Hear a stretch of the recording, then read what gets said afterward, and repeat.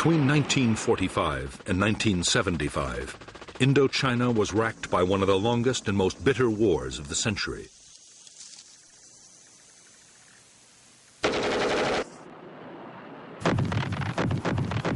The battle for Vietnam drew in millions of soldiers, Vietnamese, French, American, Australian, Korean, and British, and profoundly affected the lives of vast numbers of civilians.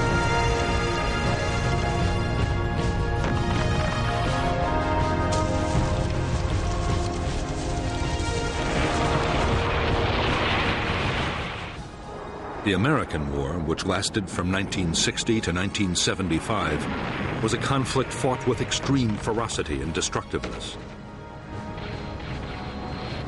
There was, on the ground, a guerrilla war of firefights, merciless search and destroy operations, and endless sieges, and also an air war of extreme intensity. 8 million tons of bombs wrought havoc on the landscape and people.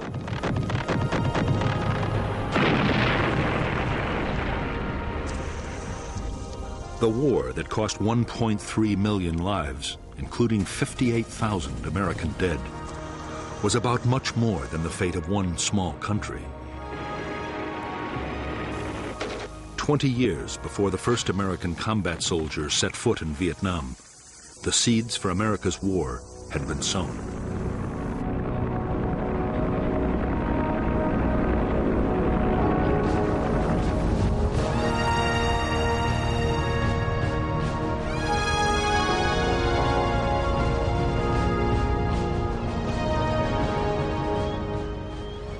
With the partitioning of Europe, east and west, after World War II, the Western powers were on the alert for communist gains in the territories of the old empires. Soviet expansion in Europe was perceived as the greatest threat.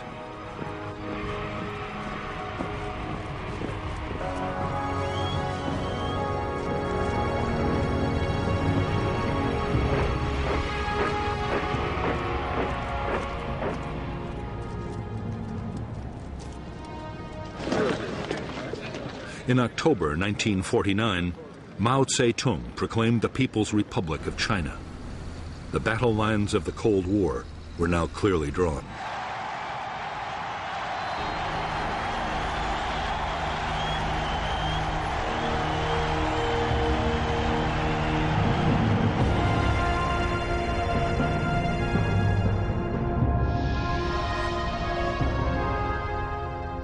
To American strategists, the communist victory in China fueled the fear of Soviet and communist expansion.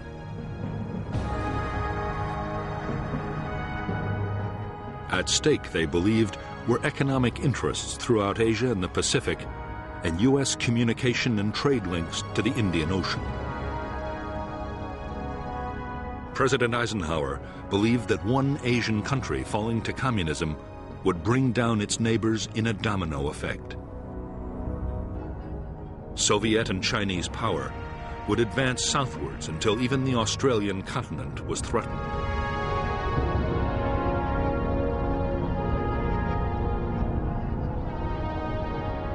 It was Indochina that seemed to hold the key to the future of southern Asia.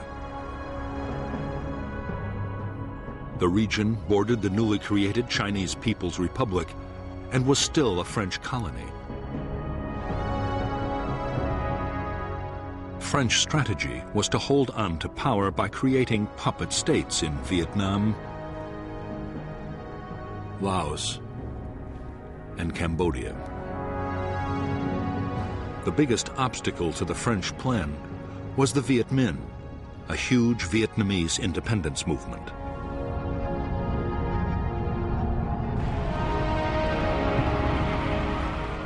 In September 1945, under the leadership of Ho Chi Minh, the Vietnamese League for Independence, known as the Viet Minh, took Hanoi from the Japanese occupying forces and declared independence for the Democratic Republic of Vietnam.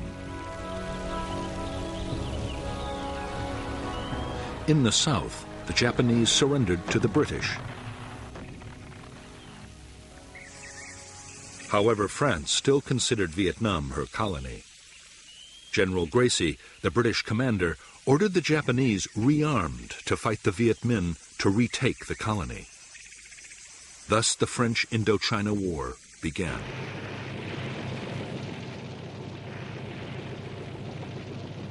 In the war between the French and the Viet Minh, the United States had until recently stayed strictly neutral. U.S. officials had originally supported the Viet Minh and its leader Ho Chi Minh, and they also strongly opposed the French attempt to keep their old colony. However, that was before the rise of Communist China. Now, the fear was that if the Viet Minh beat the French, they would open the door to the Chinese and the Soviets. Cold War politics had come to Vietnam.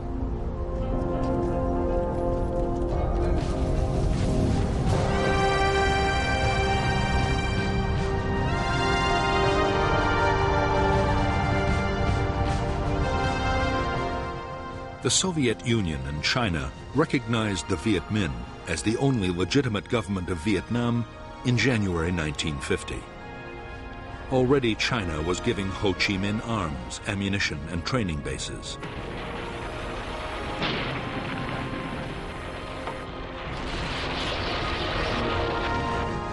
The United States, for its part, recognized a French creation, the State of Vietnam, and U.S. President Harry Truman approved a program of military and economic help.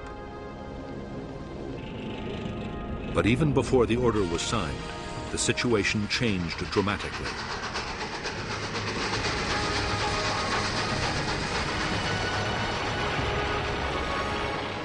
In June 1950, war broke out in Korea.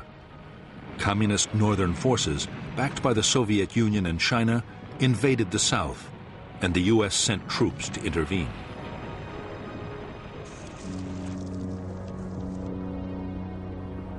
By October, American units were locked in combat with Chinese divisions on the Korean battlefield. Now, it seemed to the United States more important than ever to contain China on every possible front. That meant a massive increase in backing for the French in Vietnam.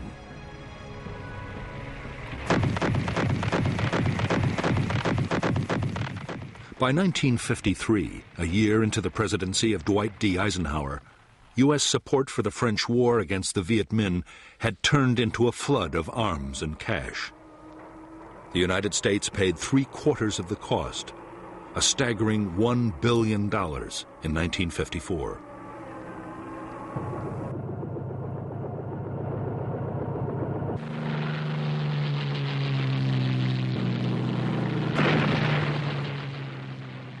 The problem was that even with colossal American aid, the French were failing to beat the Viet Minh. The guerrillas now numbered 120,000 trained troops, backed by 200,000 local fighters.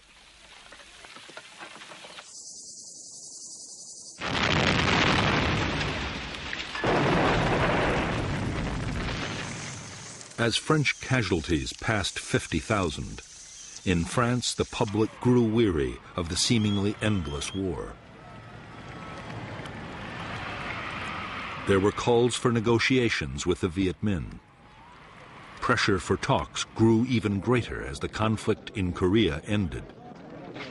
But Eisenhower and his Vice President Richard Nixon were dead set against any compromise.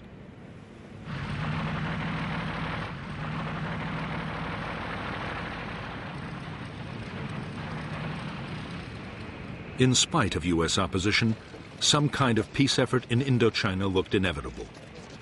The hope was that the French might win a major battlefield victory and so strengthen their hand in any talks. The result was a plan for a big offensive in late 1953. The main effort would be in southern Vietnam, but the French also meant to launch a blocking operation in the north that just might deliver a major victory.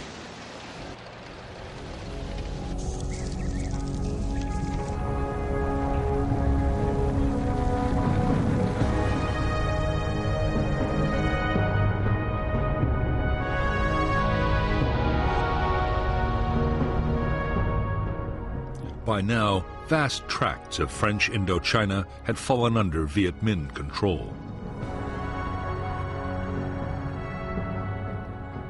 In the northeast of Vietnam, the only French territory was an enclave around Hanoi. The insurgents' main military stronghold was in the Viet Bac, a mountainous region near the Chinese border.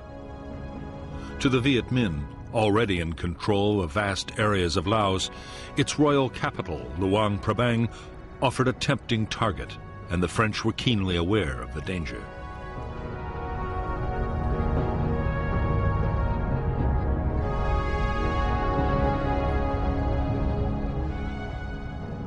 The French plan was to create at Dien Bien Phu, deep in hostile territory, a fortified base which would threaten the enemy's supply lines to Laos. Just as important, the fort might act as bait, luring the Viet Minh to attack with their best troops. The base could be supplied from Laos overland, and it could also be reinforced by air. The result they hoped for would be a set-piece battle that would allow superior French firepower to inflict a decisive defeat on the Viet Minh.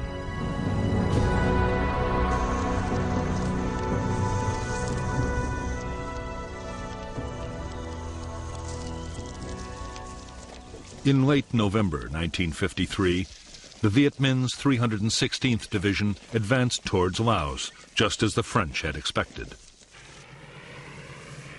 On November 20th, 800 elite French paratroopers, including a battalion of the Foreign Legion, were dropped near Dien Bien Phu. The reaction of the Viet Minh was to march elements of 5 more divisions towards the French camp.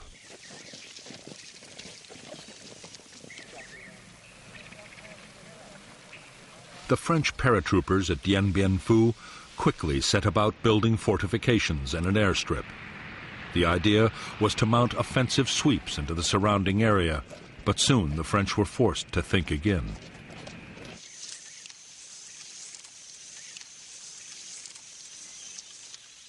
As the Viet Minh massed around the base, it became suicidal to venture far outside. Within 2 months, as the noose around Dien Bien Phu was drawn ever tighter, even a fighting withdrawal was no longer an option for the French.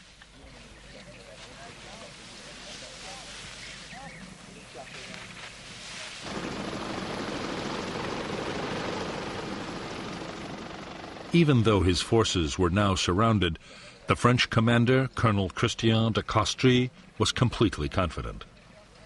He was certain that aircraft could supply all the base's needs. Only enemy artillery posed any real danger.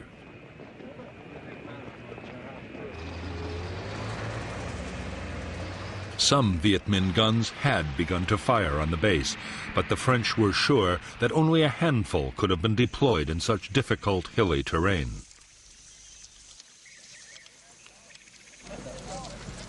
As for Viet Minh supplies and reinforcements, French air power would make sure they never reached Dien Bien Phu.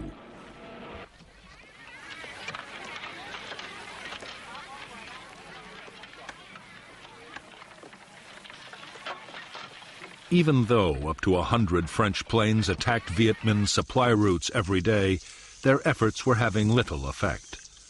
Too often, aircraft were grounded by the weather, and in any case, the Viet Minh were masters of camouflage and deployed huge numbers of anti-aircraft guns.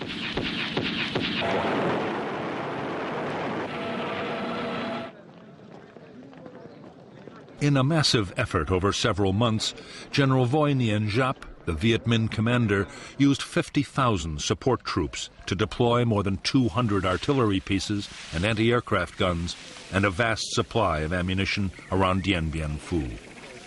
It was one of the most extraordinary feats of logistics in military history. To the 10,000 French now inside the base, the realization that they were surrounded by field guns and mortars and 4 deadly Soviet Katyusha rocket systems came as a dreadful shock.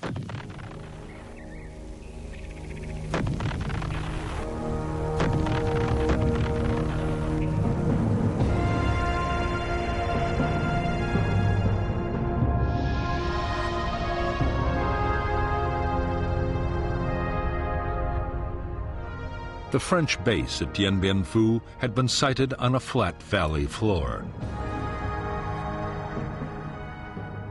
The airstrip and headquarters were the focus for the main battle position, a complex of 5 strongholds codenamed Françoise, Huguette, Claudine, Eliane, Dominique. To break up attacks, strongpoints Anne-Marie, Gabrielle, Béatrice, and Isabelle had been created on a series of low hills. The base was manned by 9 infantry battalions and 2 crack parachute battalions. For support, there were artillery and mortars, light tanks, and fighter bombers.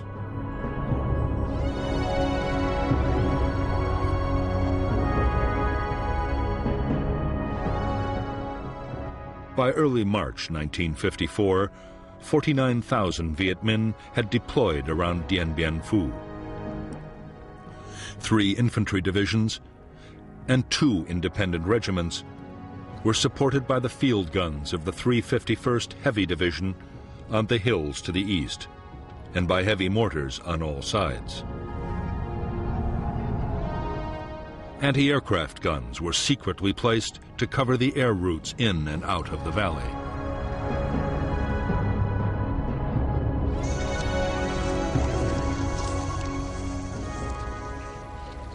As the weeks went on, Viet Minh artillery fire caused more and more casualties amongst the French at Dien Bien Phu.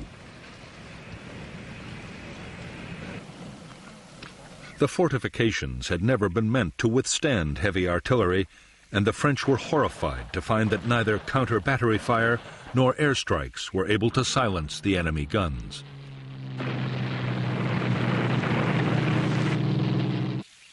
They were too well dug in to hillside caves and bunkers, and too well camouflaged. Any day now, the French knew, they would face an all-out enemy attack. It came on March 13th, 1954.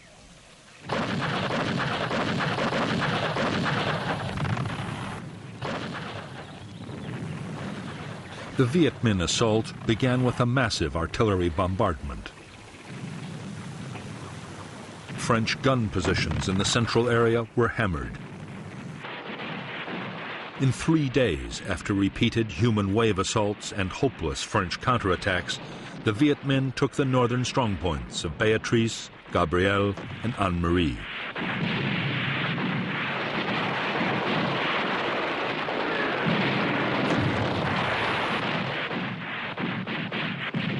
The loss of their northern outposts cost the French 1,500 men.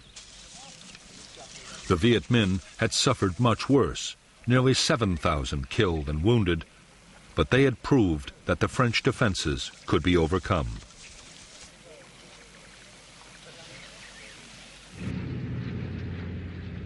They had also closed down the base's main airfield for good.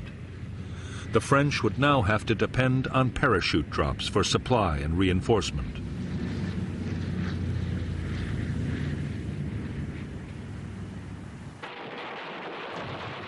After a 2-week lull, the Viet Minh renewed their offensive.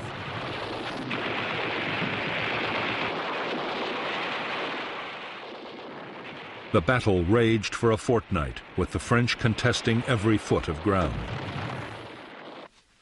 In the end, shocking Viet Minh casualties forced General Giap to pause.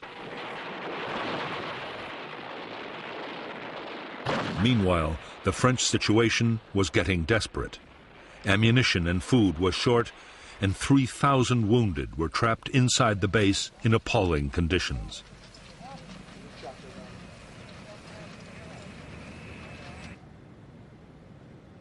With disaster looming on the battlefield, the French appealed to the United States for help. There was a plan to use American bombers and even to drop 4 nuclear weapons, which was codenamed Operation Vulture. But Eisenhower ruled out any American military intervention unless other allies took part. None agreed to help. The French at Dien Bien Phu were to be left to their fate.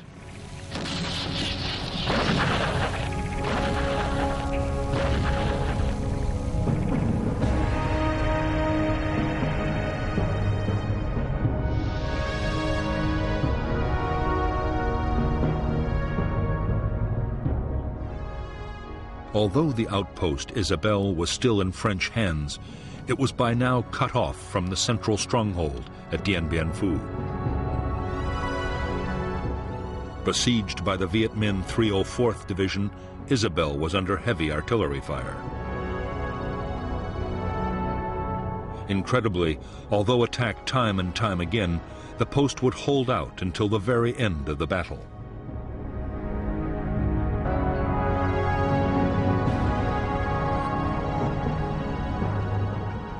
In the central sector, Strongpoint Françoise had been abandoned, and the Viet Minh had captured Dominique along with part of Elian and Huguet.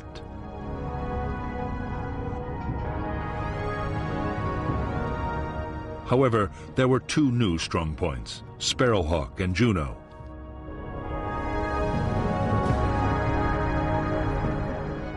Meanwhile, the Viet Minh had adopted new tactics in an attempt to reduce their terrible casualties.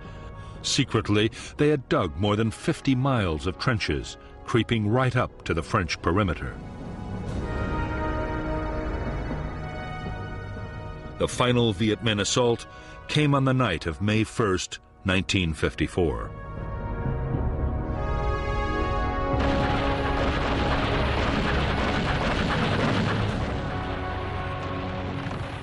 After a massive barrage, the Viet Minh infantry hit the remaining bunkers of Huguet and Elian. In spite of fierce French resistance, positions fell one by one until, on the evening of the sixth day, a huge mine demolished part of Elian and its last bunkers were overrun.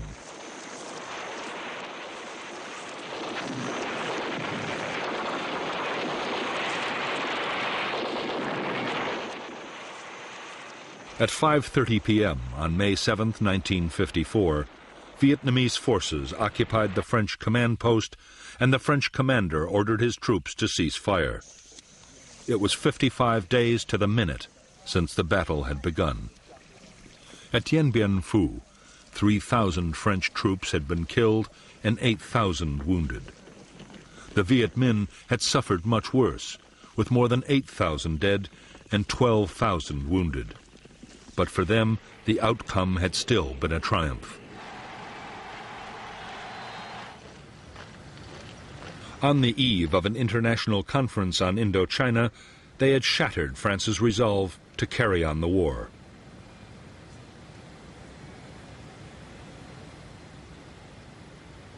The Viet Minh expected that the negotiations at Geneva would open the way for full Vietnamese independence and a major role for them in running the new country.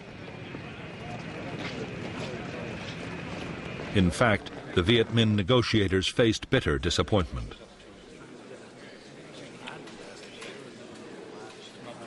Behind closed doors, Chinese Prime Minister Zhou Enlai struck a deal with the French and forced Ho Chi Minh to agree that the country be divided into two zones.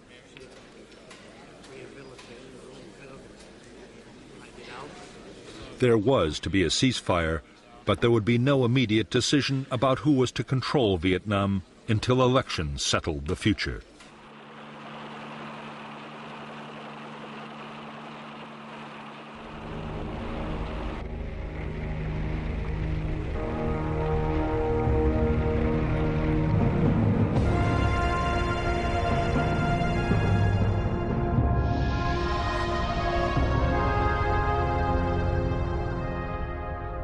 After Dien Bien Phu, the Viet Minh had controlled nearly 3/4 of Vietnam and parts of Laos and Cambodia.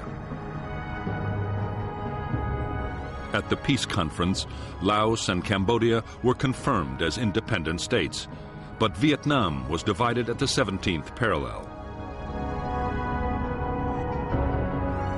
The Viet Minh were given control of the northern part, the Democratic Republic of Vietnam, with its capital in Hanoi. In the south, the state of Vietnam was to be run from Saigon. A demilitarized zone was established between the two regions. By agreement, 190,000 French-led troops would be withdrawn from North to South Vietnam. 80,000 Viet Minh troops in the south, mostly Southerners, would go to the north.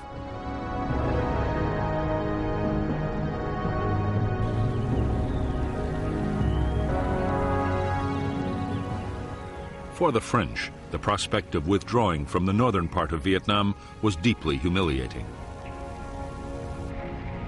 However, they still assumed France would continue to play a major role in the south. The illusion would not last for long. France's role was already being taken over by the United States.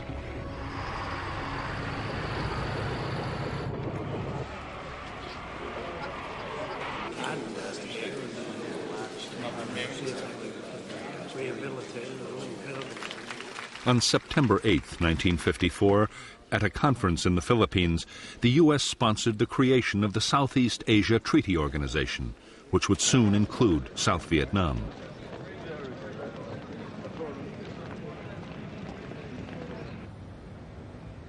The Americans were now dealing directly with the new South Vietnamese government, led by Prime Minister Ngo Dinh Diem. They had begun to bypass the French completely.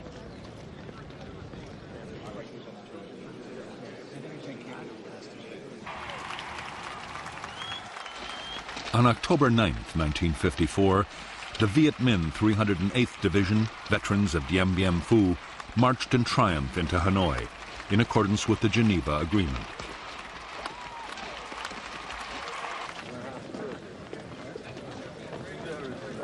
At the same time, the last French troops in the north prepared to leave.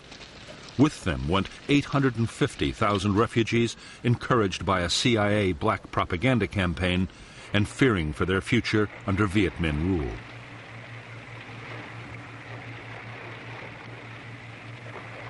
Before the very eyes of the French and the Vietnamese people, Vietnam was crystallizing into two separate states, each with its own government, its own army, and its own Cold War allies.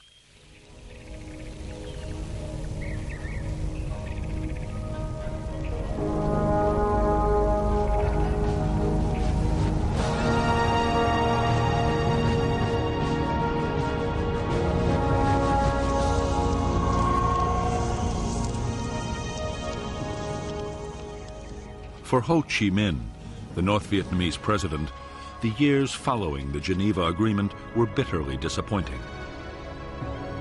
Ho was adored by millions of Vietnamese, North and South, as the man who'd driven out the French. But he had only won half a victory.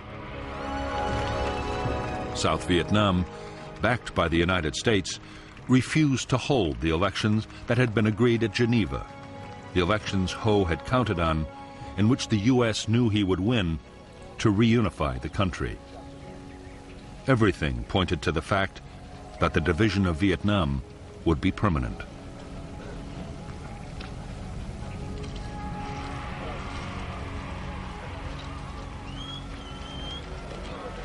As a nationalist and founder of the Indo-Chinese Communist Party, Ho Chi Minh was fast transforming North Vietnam.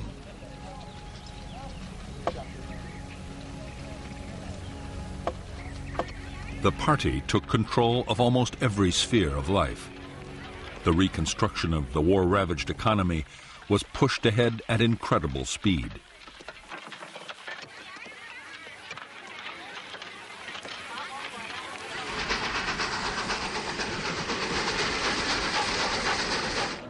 One of Ho Chi Minh's highest priorities was to get as much aid for North Vietnam as he could from the Soviet Union and China. In July 1955 in Moscow, he won promises of cash help for the North to stave off a food crisis.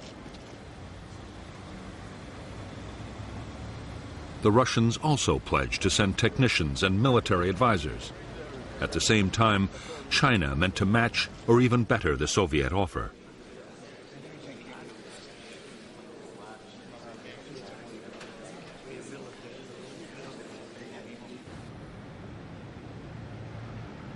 Although Ho Chi Minh's greatest ambition was to reunify North and South Vietnam, so far he had urged his followers to be patient. He had refused to back guerrilla warfare against the South. Both China and the Soviet Union were also insisting on caution. But by 1958, pressure to back an armed campaign was mounting.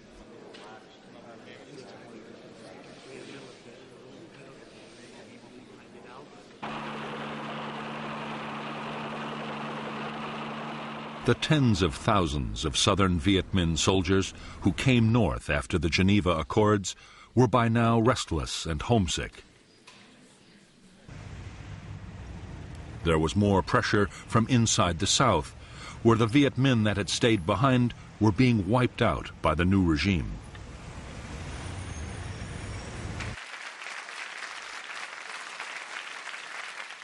In the northern government, an increasingly powerful faction of Southerners, led by Lê Duan, the Communist Party General Secretary, was also arguing for strong measures.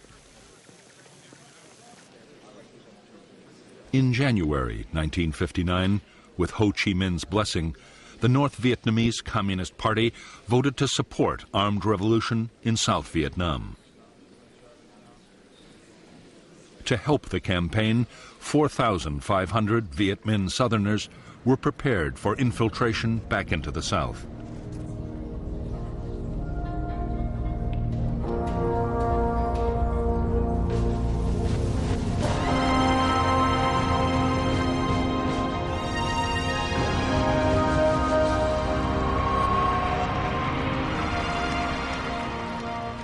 By 1957, 2 years after taking power in South Vietnam, Ngo Dinh Diem had impressed the United States. He had used the army forcibly against gangsters and armed religious groups. It had looked for a while as if President Diem could create a viable non-communist state in South Vietnam and win the support of the southern people.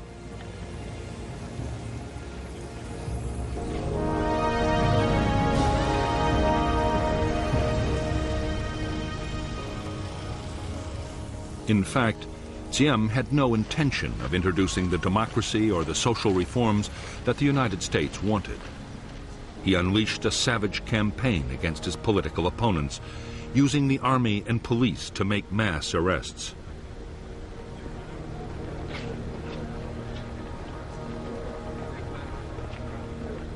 There was widespread torture and summary executions. At the same time, Diem's own family built up enormous wealth and power, while most of the South Vietnamese continued to live in dire poverty.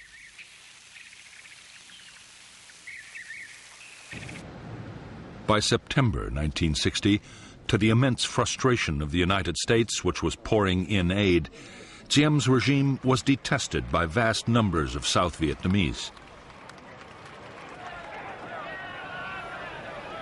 There was already virtual civil war, with armed rebellions breaking out all over the country.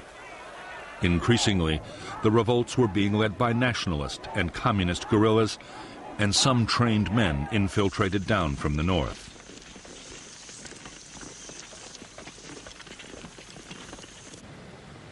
Over 12 months, 1,400 local government officials and civilians were killed, and a further 700 kidnapped. In South Vietnam, the guerrillas began to mount bold attacks on military posts, convoys, and railways.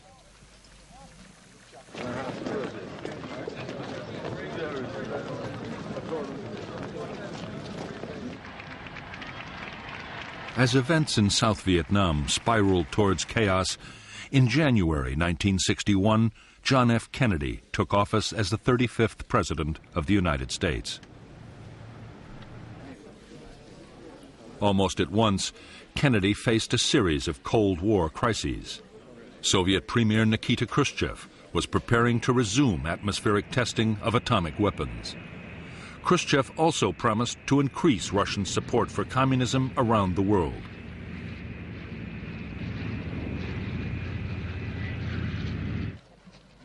The climax came in August 1961 with a tense standoff in Europe as the Russians sealed off East Berlin and began to build the Berlin Wall.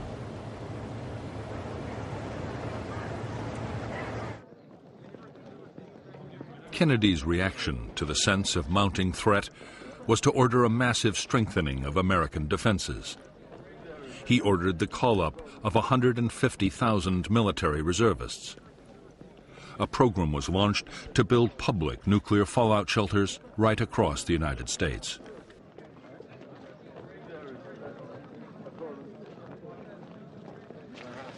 There was a surge in arms production, especially of strategic nuclear weapons.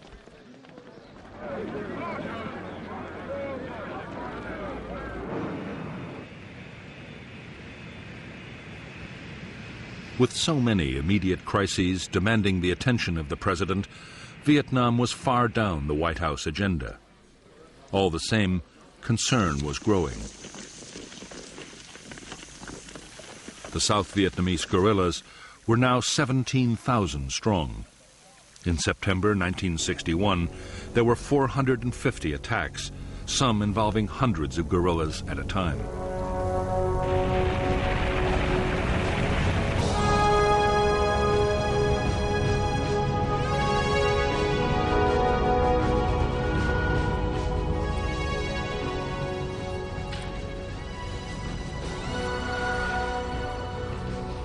Shortly after the decision to mount an armed revolution in South Vietnam, an organization had been created to control the military and political effort.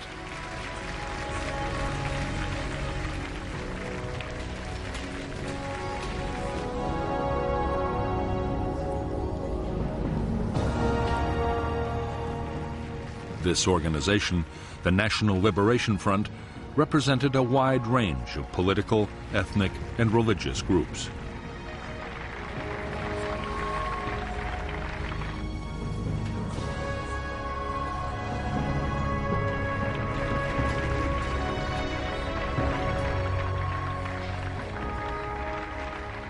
The military wing of the NLF was the People's Liberation Army. The army included guerrillas who had been sent down from North Vietnam, Viet Minh veterans, and local armed groups.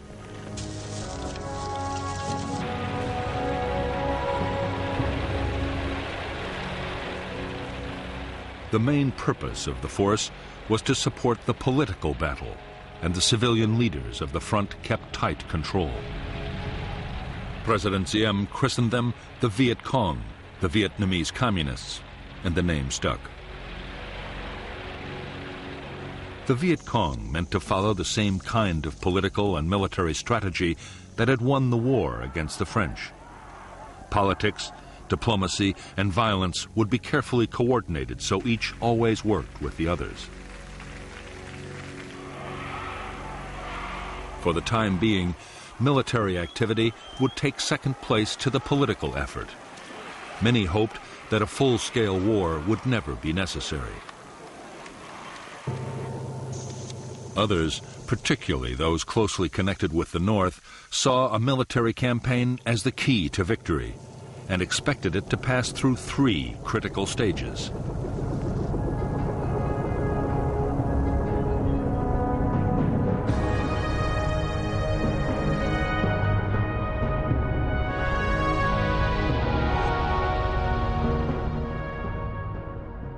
In the first phase of the revolution, with the National Liberation Front's insurgents greatly outnumbered by Saigon's army, the task for guerrilla units would be to survive in the face of government attack.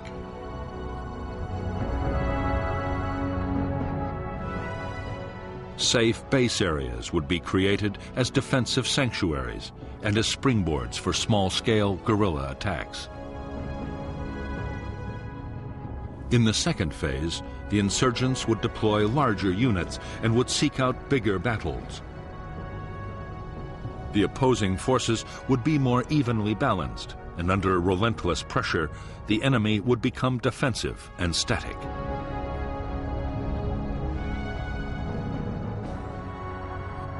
In the third phase, at the key moment when the NLF became stronger than the government army, they would launch large-scale assaults against enemy installations and seek out decisive conventional battles. This phase, the general offensive, combined with uprisings in the cities and towns, would bring the downfall of the Saigon regime and the reunification of Vietnam.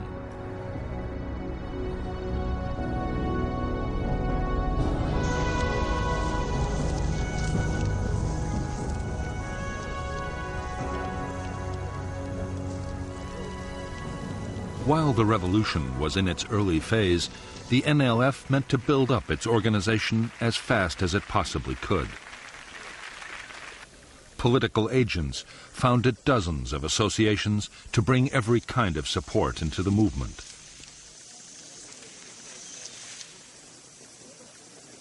There were associations for women, farmers, students, and workers. In less than 2 years, the front claimed 300,000 members.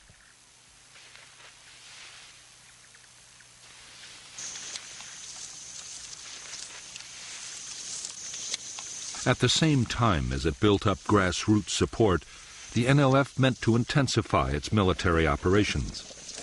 Bigger attacks on government forces would gain the movement prestige. Meanwhile, intensive training and preparation by North Vietnamese officers would forge the Viet Cong into an efficient and formidable fighting machine.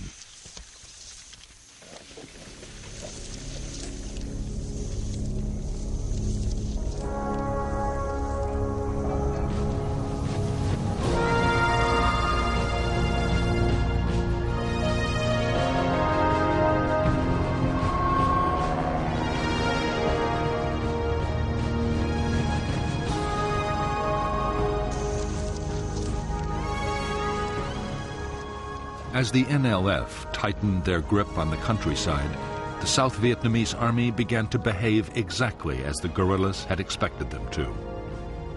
They grew increasingly defensive, staying in fortified posts and never venturing out after dark. Battles only happened when the guerrillas chose, and the army suffered a steady drain of casualties.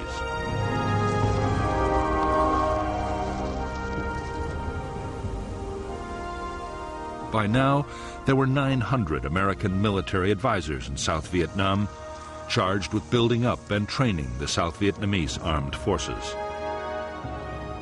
They were appalled by the Army's dismal performance against the guerrillas, but saw no reason why the South Vietnamese shouldn't be able to cope. What they wanted was a much more aggressive approach.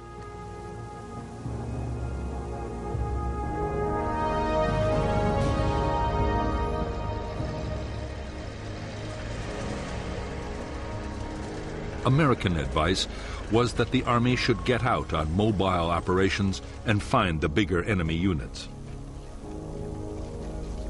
The Civil Guard and militia could look after local security. The Americans developed a counterinsurgency plan, supposed to better coordinate the different forces, but progress on the ground was painfully slow.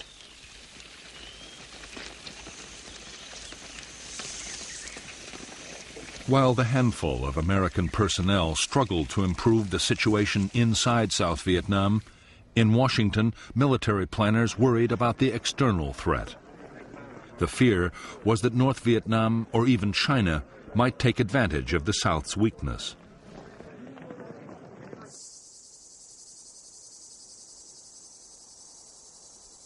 Already, with the approval of the White House, a contingency plan had been drawn up for putting in American combat troops if an invasion looked imminent.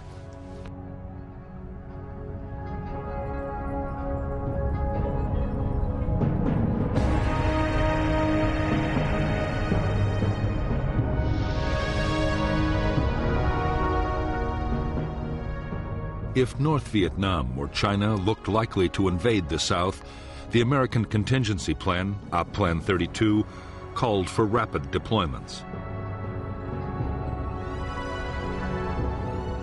A Marine Expeditionary Force would be based at Da Nang, an Army division near Saigon, and another near Pleiku.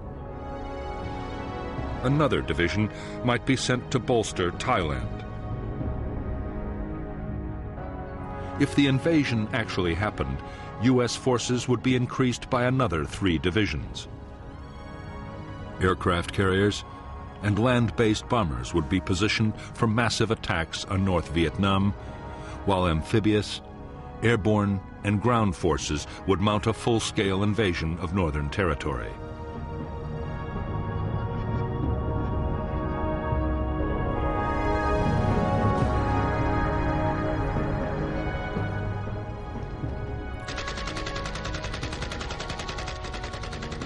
By now, the guerrilla war in South Vietnam looked so dangerous that American military planners believed the country might collapse even without a northern invasion. The Joint Chiefs of Staff, the President's military advisors, argued that the best option was to implement Op Plan 32 anyway and put 3 divisions into South Vietnam. The first 20,000 men would show the United States was serious. They believed the rest, up to 70,000 troops, would be enough to clean up the guerrilla threat altogether.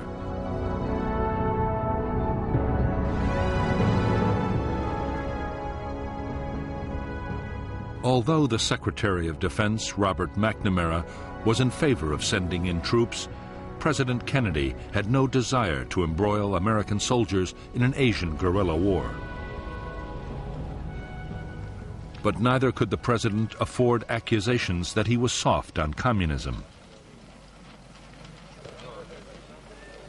In November 1961, Kennedy approved a compromise plan drawn up between McNamara and the Secretary of State, Dean Rusk.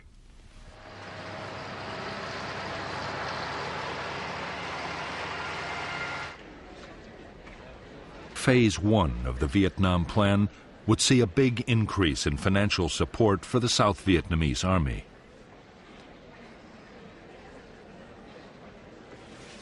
The number of American military advisors in Vietnam would be raised to over 3,000. More American equipment would be sent, including helicopters, 300 pilots to fly them, and maintenance personnel. For the time being, the president put off a decision on the second phase, the possible deployment of American combat troops.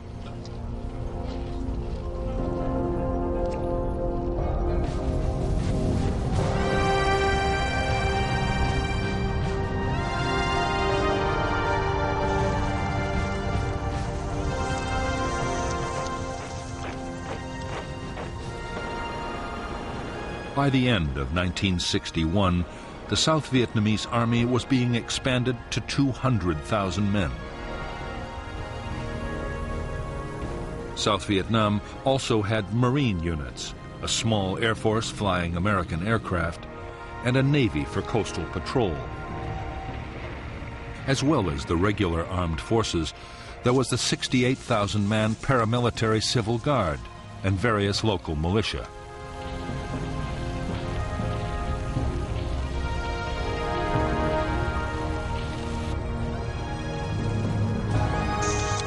Since the United States had started rebuilding the South Vietnamese Army back in 1955, the force had been organized, armed, and trained to fight large-scale battles.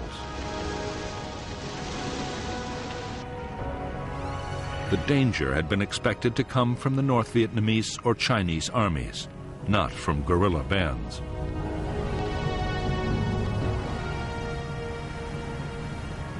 Commanders had been taught to mount big operations and to use massive firepower wherever they could. In fact, the South Vietnamese Army's entire structure and military doctrine had been copied wholesale from the United States Armed Forces.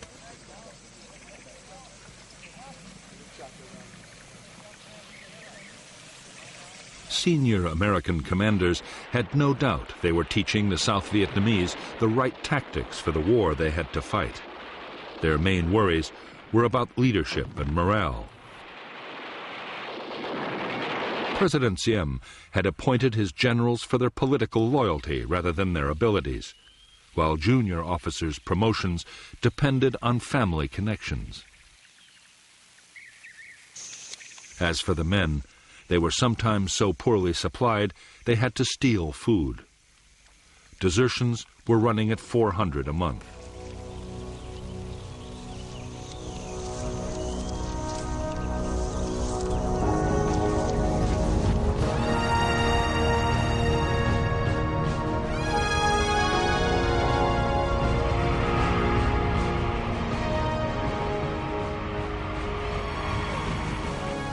As the NLF guerrillas began recruiting and training all over South Vietnam, they quickly built up their combat forces to 17,000 men and women.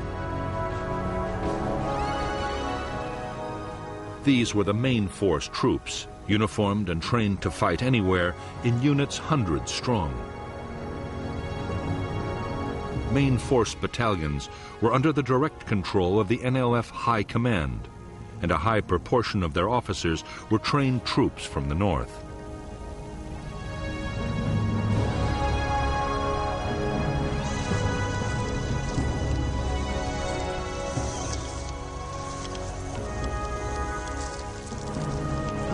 The NLF were also creating regional and local forces. Regional troops were controlled by district commanders. They were less well armed and trained than the main forces, but their scattered units could come together to create powerful formations whenever they were needed.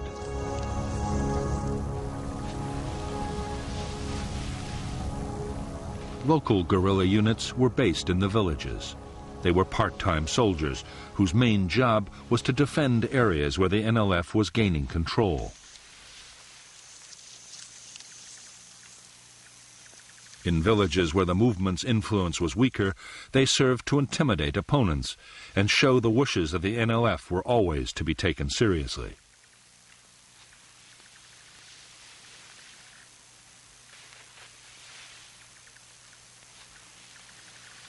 The vast majority of new recruits to the NLF were teenagers with no military experience. In the hamlets, they were organized by political officers into three-person cells.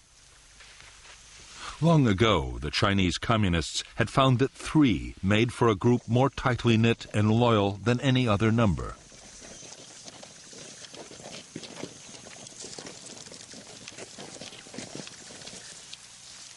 Although some weapons from the north, including Chinese mortars and machine guns, were beginning to reach NLF units, most guerrillas had to use whatever they could get.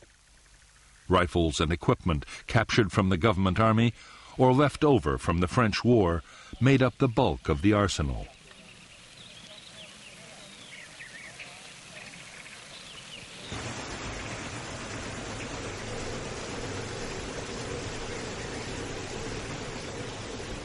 There were also secret factories making small arms and turning out grenades and mines in enormous numbers.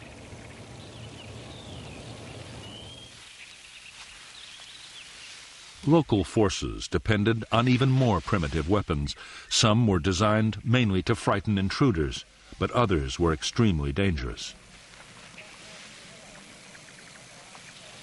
Punji traps, sharp spikes hidden in pits, could easily disable an enemy soldier. Punjis were often contaminated to increase the risks of infection.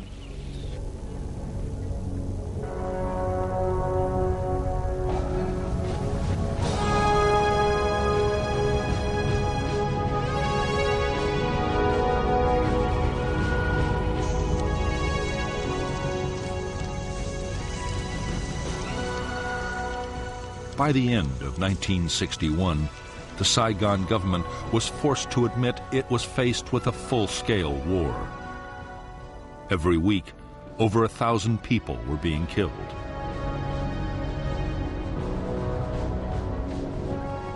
All over the country, the NLF were organizing whole districts along communist lines, controlling education, health, and agriculture.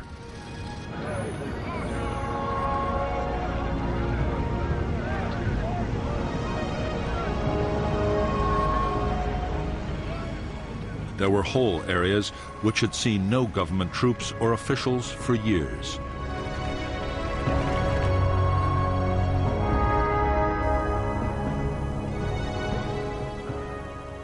In spite of all the setbacks, American military advisors in South Vietnam were still confident the fight against the communists could be won. By this time, they themselves were getting more deeply involved in the battle. Advisors were strictly forbidden to engage in actual combat, but the reality of war was starting to take over.